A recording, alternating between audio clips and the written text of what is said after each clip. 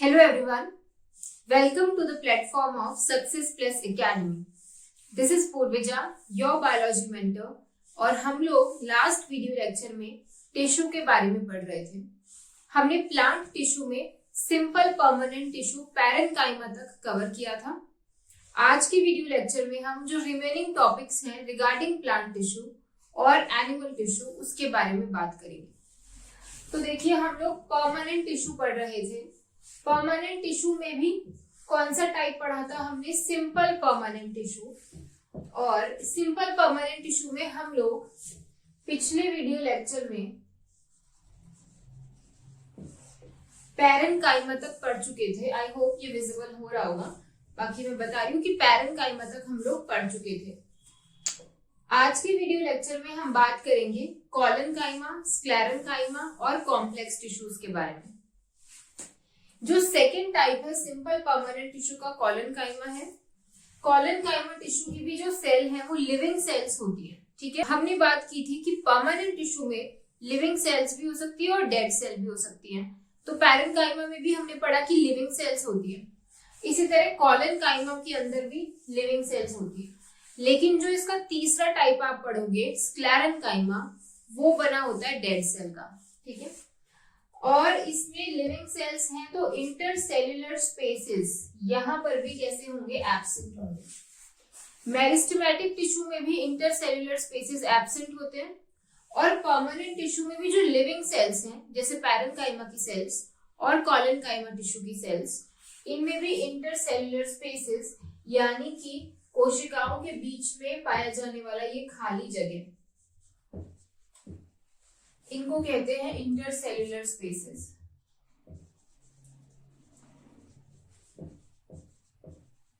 और ये क्या है? ये है सेल्स, ये सब सेल है। तो बीच में सेल के बीच में जो जगह होती है, स्पेस होता है, दैट इज इंटरसेल्युलर स्पेस, जो यहाँ पर एब्सेंट होता है। उसके बाद जो अब आपने पढ़ा था कि कंपैरेटिव स्टडी करते हैं तो हमें ज्यादा जल्दी चीजें समझ आती है और याद रहती हैं। पैरेन्काइमा में आपने पढ़ा था कि ये वहां पे पाया जाएगा प्लांट्स में जो प्लांट के सॉफ्ट पोर्शंस होंगे, जैसे फ्रूट का पल्प हो गया, लीव्स हो गई, फ्लावर हो गया, इन सारी जगहों पे पैरेन्काइमा टिश्यू था। तो फिर कॉलनकाइमा टिश्यू क्या कहाँ पर होगा और इसका फंक्शन क्या होगा? देखिए, इसमें क्या होगा, ये ना मैकेनिकल टिश्यू होता है। ठीक है, मतलब प्लांट को मैकेनिकल सपोर्ट प्रोवाइड करता है। तो ये प्लांट को मैकेनिकल सपोर्ट देगा और इलास्टिसिटी देगा। प्लांट में एक इलास्टिक नेचर भी होता है। हालांकि जो प्लांट्स हैं, आपने पेड़ वगैरह ऐसे देखे हैं, तो वो कैसे होते हैं कि एकदम तने हुए खड़े रहते हैं। ठीक है, लेकिन जो इलास्टिक नेचर है प्लांट का, वो उसको कॉलनकाइमा टिश्यू देता है। हम किसी, मान लो प्लांट की कोई ट्विग है, किसी टहनी से आप पत्तियां तोड़ रहे हो या फिर फ्रूट्स अगर हम तोड़ रहे हैं, तो वो टहनियां जो है आप उसको नीचे खींचोगे तो वो नीचे आ जाएगी, और आप जब उसको छोड़ दोगे तो वो वापस अपनी पोजीशन पे ऊपर चली जाएगी। ये क्या है? ये इलास्टिसिटी है प्लांट की। ठीक है, तो ये इलास्टिसिटी प्लांट में कौन से टिश्यू की वजह से आई? कॉलनकाइमा टिश्यू की वजह से। अब ये होता कहाँ है? इसके एग्जाम्पल्स देखो। स्टेम के जो एंगल्स हैं, ठीक है, स्टेम में जो एंगल्स होते हैं जहां से वो मुड़ सकता है, हम उसको तोड़ मोड़ सकते हैं, वहां पे ये कॉलनकाइमा टिश्यू होता है जो इसको फ्लेक्सिबिलिटी प्रोवाइड कर रहा है, फ्लेक्सिबल बना रहा है प्लांट को। और जो लीव्स की मिडरिप होती है, मिडरिप क्या होती है? ये सपोज लीफ है, तो इसमें बीच में एक आपने देखी होगी, है ना, पत्ती में ऐसे बीच में एक आपने डंडी सी देखी है, काफी पतली सी होती है, और उससे फर्दर इस तरह से वेन्यूल्स निकले होते हैं। तो इसको बोलते हैं, जो मैंने डार्क ब्लैक कलर से यहाँ दिखाया है, इसको बोलते हैं मिडरिप ऑफ लीफ। तो यहाँ पे भी कॉलनकाइमा टिश्यू होता है, तो वो लीफ को क्या है? इलास्टिसिटी या फ्लेक्सिबिलिटी दे रहा है। और प्लांट की जो आउटर वॉल होती है उसको कहते हैं कॉर्टेक्स। तो कॉर्टेक्स, आउटर कॉर्टेक्स जो है, वहां पर भी हमारा कॉलनकाइमा टिश्यू प्रेजेंट होता है। तो ये कुछ इंपॉर्टेंट बात है कॉलनकाइमा की। ये इंपॉर्टेंट बात है कि ये फ्लेक्सिबिलिटी, इलास्टिसिटी देता है, ये मैकेनिकल टिश्यू होता है। बस इतना याद रख लेंगे तो काम चल जाएगा। देखिए स्टूडेंट्स, अब हम नेक्स्ट टॉपिक लेके चल रहे हैं sclerenchyma. Sclerenchyma is also a type of simple permanent tissue. It is the third type in which dead cells are present. अभी तक की जो दो टाइप है पैरेन्काइमा कोलेनकाइमा, वहां लिविंग सेल्स थी, लेकिन स्क्लेरेनकाइमा में डेड सेल्स होती है. ठीक है, अब ये बहुत ही अंडरस्टूड बात है. अगर अभी तक आपको सारी चीजें अच्छे से समझ आई है तो आपको पता होगा कि अगर ये डेड सेल्स हैं, मैं यहाँ पे डायग्राम ड्रॉ कर रही हूँ कि सपोज ये डेड सेल्स हैं, तो इनके ऊपर जो सेल वॉल होगी वो काफी ज्यादा थिक होगी, काफी ज्यादा मोटी होगी, जिसकी वजह से ही ये सेल्स कैसी हो गई हैं, डेड हो गई हैं. यानी इनके अंदर जो साइटोप्लाज्मा कोशिका द्रव्य या इनके अंदर जो प्रोटोप्लाज्मा है वो भी कैसा है, डेड है. ठीक है, तो होता क्या है, इन सेल्स के ऊपर बहुत ही मोटी लेयर उपस्थित होती है, प्रेजेंट होती है इस तरह से.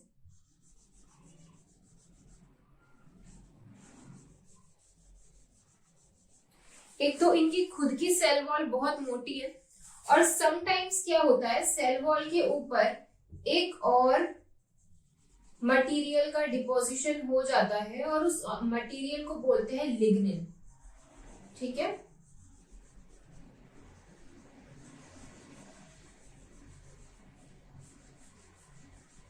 क्या हुआ, अब देखो ये सेल्स हैं. ठीक है, अब इन सेल्स के ऊपर एक तो सेल वॉल इसकी काफी थिक है, ऊपर से हो गया लिग्निन का डिपोजिशन. धीरे धीरे करके सेल वॉल के भी बाहर की तरफ एक और कंपोनेंट यहाँ पर आगे जमा होने लग गया और उसको हम कहते हैं लिग्निन. तो अब किसी भी चीज का ट्रांसपोर्ट ना तो सेल के अंदर हो पाएगा क्योंकि ये लेयर इतनी मोटी हो गई है, ना किसी चीज का एक्सपोर्ट हो पाएगा. कोई चीज ना सेल के अंदर आ सकती है ना सेल के बाहर जा सकती है. ठीक है, ये चीज पॉसिबल ही नहीं होगी.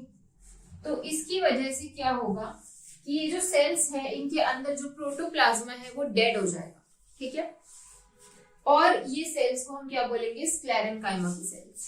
तो अब इन सेल्स का फंक्शन क्या होगा कि ये प्लांट को, ये काफी ज्यादा रिजिड है ना, इनकी सेल वॉल बहुत मोटी है, फिर उस पर लिग्निन का डिपोजिशन भी है, तो ये प्लांट को रिजिडिटी प्रोवाइड करेंगी, हार्डनेस देंगी प्लांट को मैकेनिकल सपोर्ट देंगी ये. ठीक है, तो it provide rigidity, hardness, mechanical strength and support to the plant. ठीक है, so this is the main function of sclerenchyma tissue. अब आप लोग जैसे कोकोनट देखा है आपने, कोकोनट में ऊपर जो हस्क होते हैं कोकोनट के, है ना, ऊपर उसके जो ब्राउन कलर का ऊपर छिलका होता है, उसमें स्क्लेरेनकाइमा टिश्यू, वो जो रेशे होते हैं कोकोनट में ब्राउन से कलर के, that is sclerenchyma tissue fibre. Okay, कितने हार्ड होते हैं वो, कितने रफ और हार्ड होते हैं. जैसे कॉटन है, स्क्लेरेनकाइमा के वो टिश्यू फिलामेंट्स हैं उसमें. ठीक है, इसके अलावा और भी कई जगहों पर आप फील करेंगे स्क्लेरेनकाइमा टिश्यू को. जैसे आप लोग, उस फ्रूट का नाम मुझे याद नहीं आ रहा, हाँ, पियर, मतलब अगर हम लोग नाशपाती खाते हैं उसमें भी तो हमें छोटे छोटे दाने जैसे फील होते हैं, या स्ट्रॉबेरी में छोटे छोटे एकदम हार्ड दाने फील होते हैं ना जब हम उसको बाइट करते हैं या फिर उसको च्यू करते हैं. तो वो जो स्मॉल उसमें हमें इस तरह के दाने जैसे स्ट्रक्चर्स होते हैं, वो स्क्लेरेनकाइमा की सेल्स होती है. ठीक है, तो ये स्क्लेरेनकाइमा टिश्यू है. आई होप ये समझ आया होगा आपको. और यहाँ पे हमारा सिंपल परमानेंट टिश्यू कंप्लीट होता है.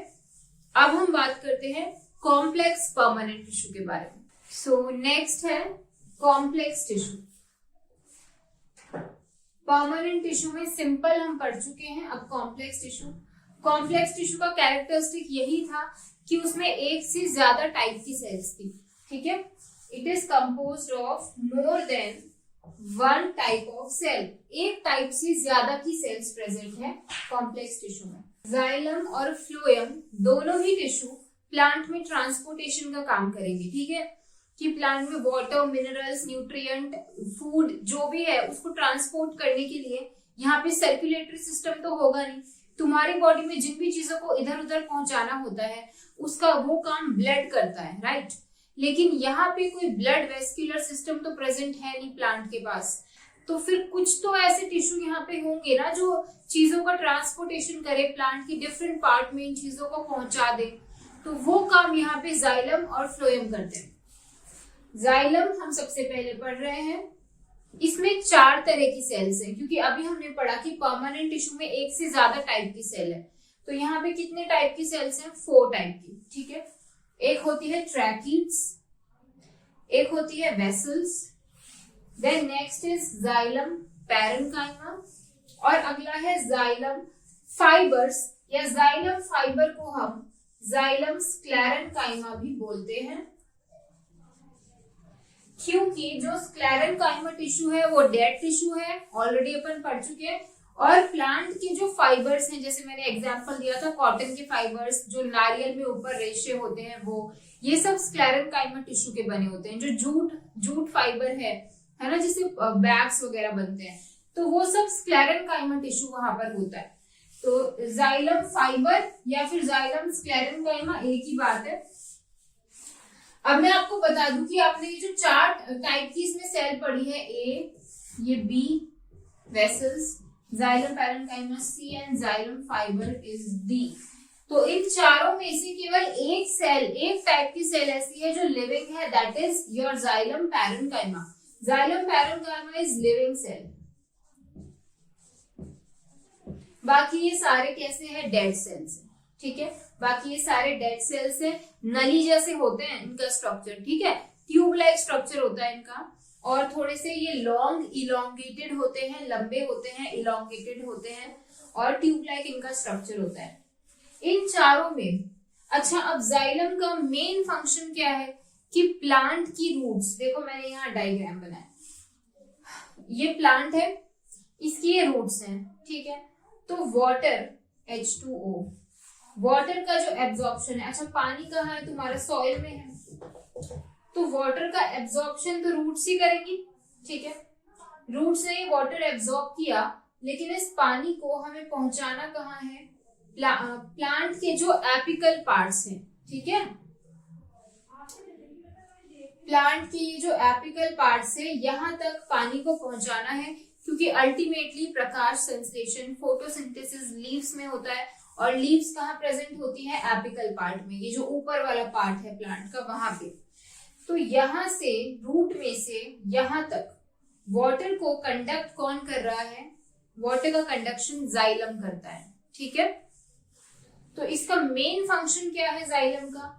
Conduction of water and minerals, क्योंकि सॉइल में केवल वाटर एब्जॉर्ब नहीं होता, मिनरल्स भी सॉइल से एब्जॉर्ब होते हैं। तो conduction of water and minerals from roots, root से टू एपिकल पार्ट, ये प्लांट के जो एपिकल पार्ट है, लीव्स वगैरह, ठीक है, apical part of plant. This is the main function of xylem. मैं अगेन बता रही हूँ, conduction of water and minerals from roots to apical part of plant. Clear? इसमें अब तुमने पढ़ लिया कि जाइलम में भी 4 तरह की सेल्स हैं, है ना। इन चारों में से जो मेनली वाटर कंडक्शन का काम करती हैं वो है ट्रैकीड्स और वेसल्स। जाइलम पैरेन्काइमा पानी को कंडक्ट नहीं करती, ठीक है, ये वाटर कंडक्शन का काम नहीं करती। जाइलम फाइबर्स ये भी वाटर कंडक्शन का काम नहीं करते, केवल जाइलम ट्रैकीड्स और वेसल्स वाटर कंडक्शन करते हैं। क्लियर? तो फिर भाई पैरेन्काइमा क्या करेगा? ये लिविंग सेल्स है, ये फूड स्टोरेज वगैरह का काम करेगा, जो भी खाना है उसको स्टोर करेगा, और यही इसका काम है, ठीक है। जाइलम फाइबर या स्क्लेरेन्काइमा ये सपोर्ट देगा, ठीक है, एक सपोर्ट प्रोवाइड करेगा, लेकिन वाटर को कंडक्ट ये भी नहीं करेगा। अच्छा, ट्रैकीड्स और वेसल्स, इन दोनों में से भी जो बेस्ट वाटर कंडक्शन है, इन दोनों में से भी सबसे बढ़िया वाटर को कंडक्ट करती हैं वेसल्स। तो मेनली वाटर कंडक्शन में काम किसका होता है? वेसल्स का।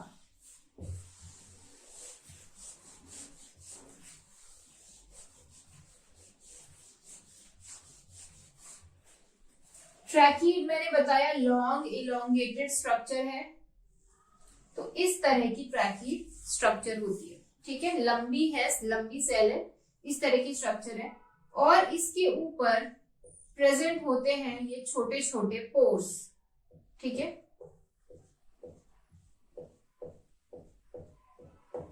जिसके ऊपर ये पोर्स प्रेजेंट होते हैं। और ट्रैकीज का पूरा ऐसे एक नेटवर्क है प्लांट के अंदर, जैसे हमारी बॉडी में ब्लड वेसल्स का एक पूरा जाल बना हुआ है ना, नेटवर्क बना हुआ है, वैसे प्लांट में भी ट्रैकीड वेसल्स, इन सबका एक नेटवर्क बना हुआ है। इसीलिए ये केवल वाटर कंडक्शन का काम नहीं कर रहे हैं, साथ ही साथ ये प्लांट को एक सपोर्ट, एक मैकेनिकल स्ट्रेंथ भी प्रोवाइड कर रहे हैं। ठीक है, तो इस तरह की ट्रैकीड्स होती है। इन पोर्स से जो पानी है वो वाटर जो है वो मूव करता है इन पोर्स से होते हुए। अच्छा, वेसल्स का स्ट्रक्चर कैसा होता है?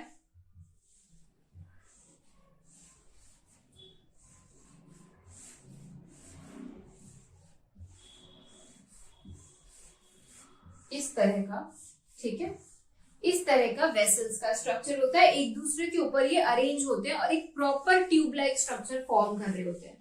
तो यहाँ पे ये देखो वेसल्स में ये लेटरली, ये जो लेटरल वॉल है, साइड में जो वॉल है, यहाँ पे तो पोर्स है ही है, ये जो बोलने में बना रही हूँ ये पोर्स है, ठीक है, जिनसे होते हुए वाटर मूव कर सकता है।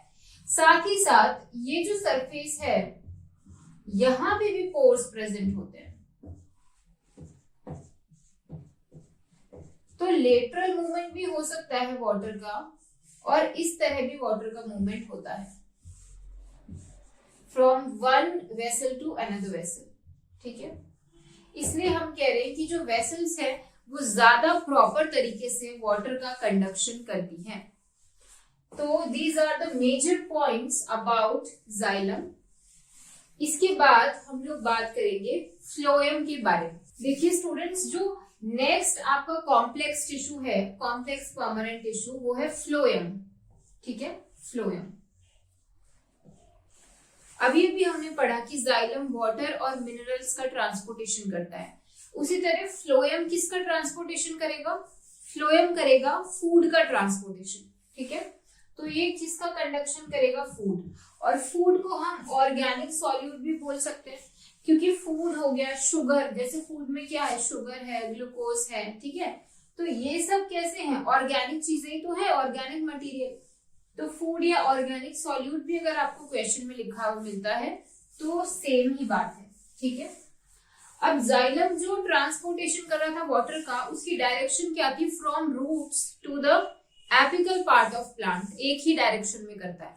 लेकिन फ्लोएम का जो ट्रांसपोर्टेशन है वो बाय डायरेक्शनल भी हो सकता है, लेकिन कैसे होगा? सोर्स, सोर्स यानी जहां पर फूड है वो सोर्स है। ठीक है, और सिंक, सिंक वो ऑर्गन है या वो पार्ट है प्लांट का जहां पे खाना अभी नहीं है, जहां खाने की कमी है।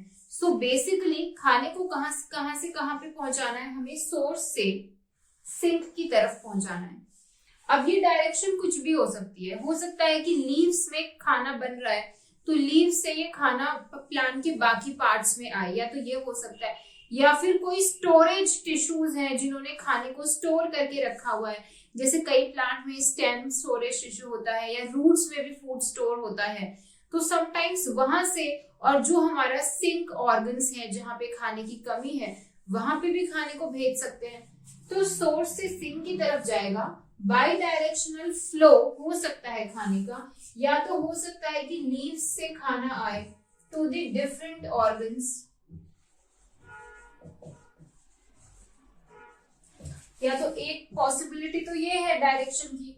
दूसरी पॉसिबिलिटी क्या है कि जो भी मान लो स्टोरेज टिश्यू है या स्टोरेज ऑर्गन्स है, वहां से अनदर ऑर्गन जहां पे खाना पहुंचाना है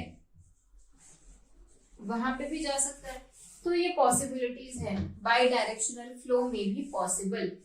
now the next thing is कि phloem is also divided into 4 type of cells. यहाँ भी 4 तरह की सेल है, जाइलम में भी 4 तरह की सेल थी।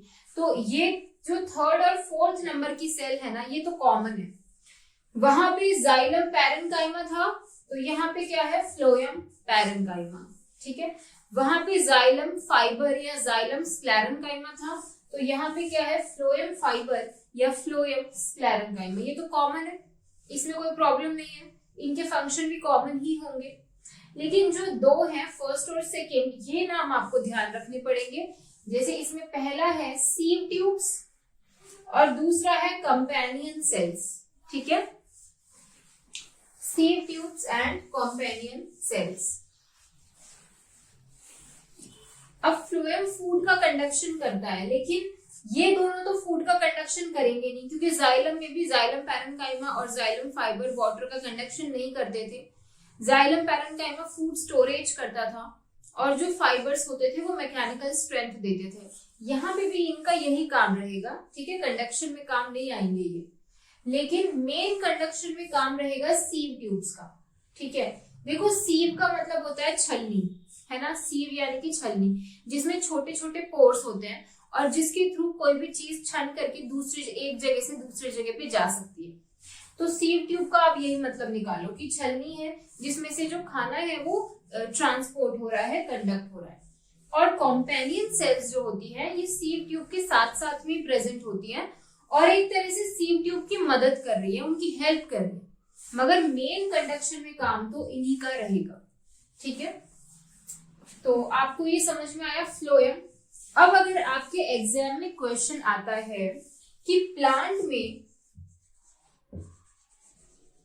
वेस्क्यूलर टिश्यू कौन से होते हैं, प्लांट में वेस्क्यूलर टिश्यू कौन से होते हैं, ठीक है, तो आपका आंसर रहेगा कि प्लांट में xylem and phloem.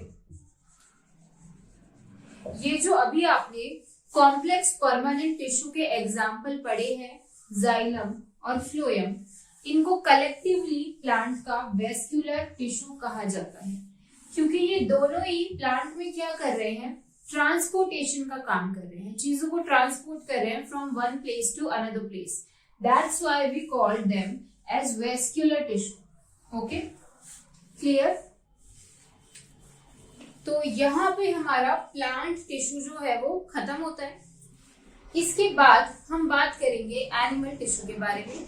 So thank you so much and keep watching.